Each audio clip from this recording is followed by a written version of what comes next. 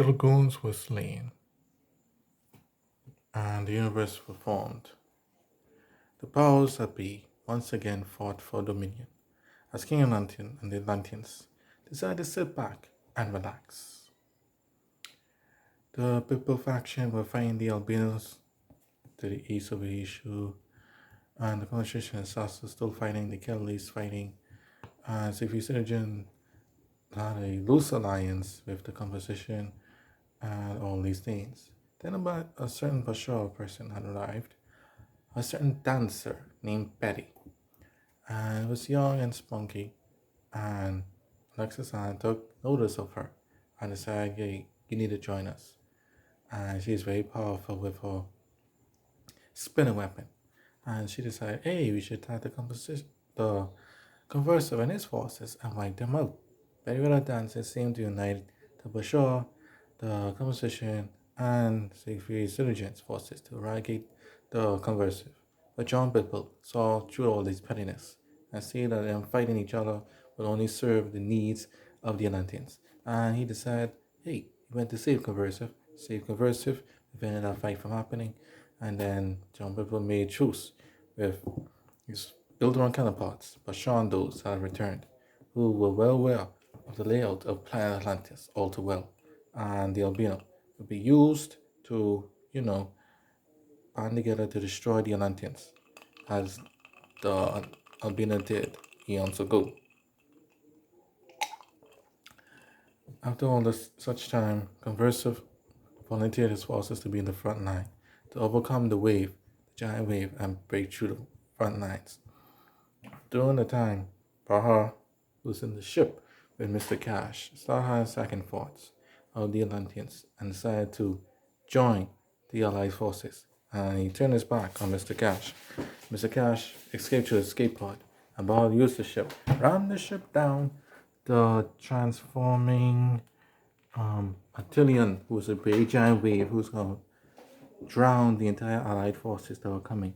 He rammed the ship towards him and completely destroyed him. This infuriated King Atlantean, who with his giant sword slash, making it slash so strong it parted the waters, killing Conversive and half of his forces and other allied troops. The allies were not deterred.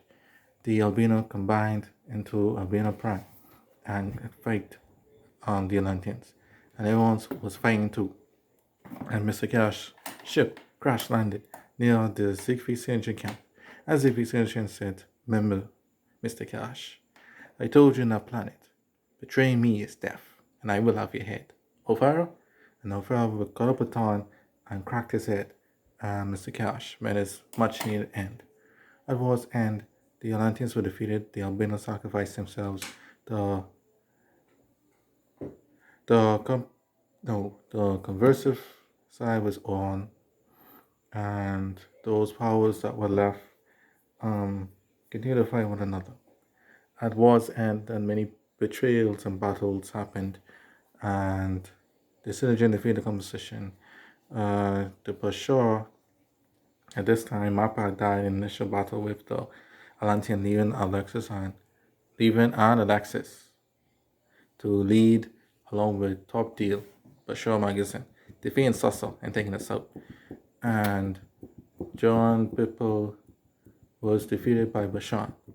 And Gideon was still around, but he decided not to involve himself in this petty fight because it was no major threat. So Civilization made a quick decision. He said, you know what? I'm going to the dimensions. I'm going to the universe. And so, seeing this as weakness, Iron took the south, and the Battalion took the north. And the final fight was between these two.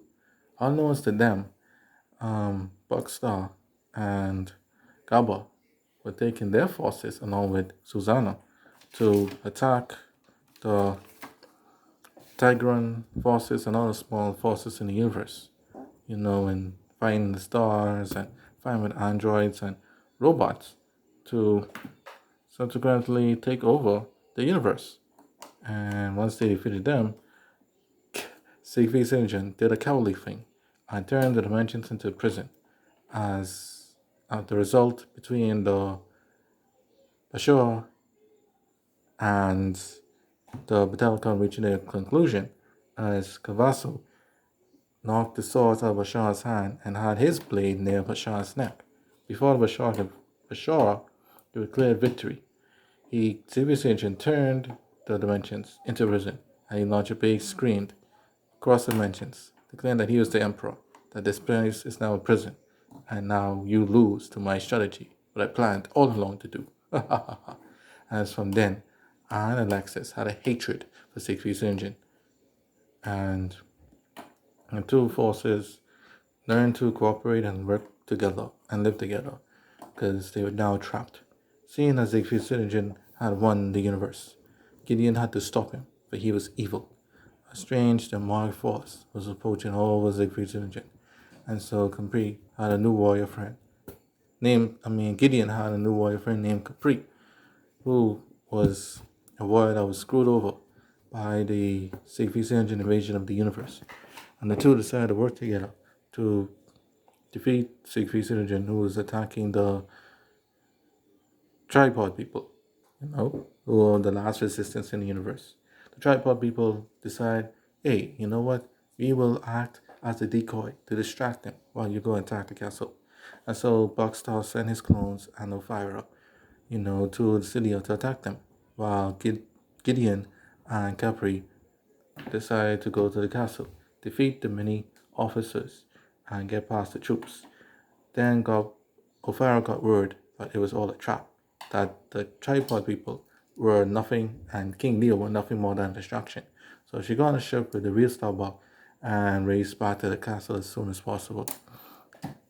But during these times, Siegfried Syndrome was being haunted by dreams of Calvin Kincollo. His lore might be still around, and his essence was all over the universe. He did not have any peaceful night during his supposed reign of the universe. Still, Siegfried had to worry about other things.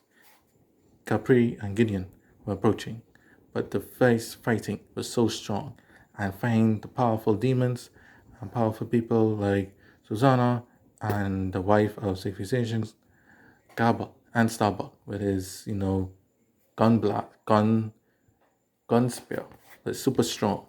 And Ophira, the most powerful woman in the universe, was the last straw for Capri, as he was exhausted and was about to give up the ghost. And they give what little energy he had to Gideon to make him strong, to face Siegfried's engine, who at this time was a wreck, and he fused himself with the many ghosts and spirits were all around his castle, and became a giant, multiple-tailed monster, and his upper top body was like the head of this giant being.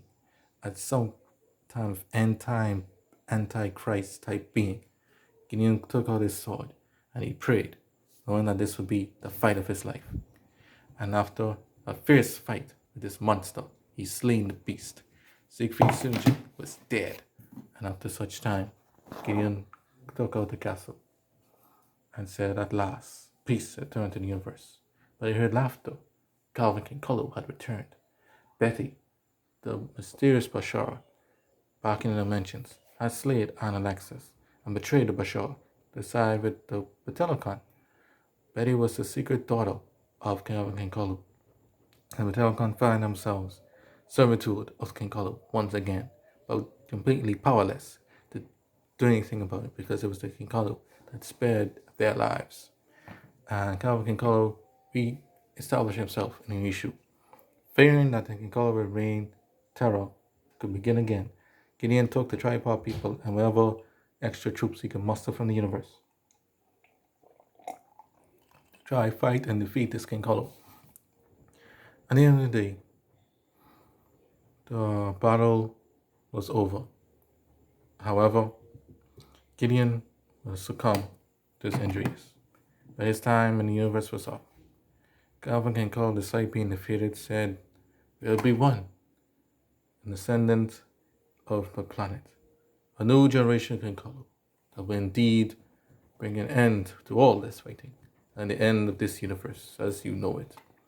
Gideon was shocked, but he knew that Kincollo spoke the truth.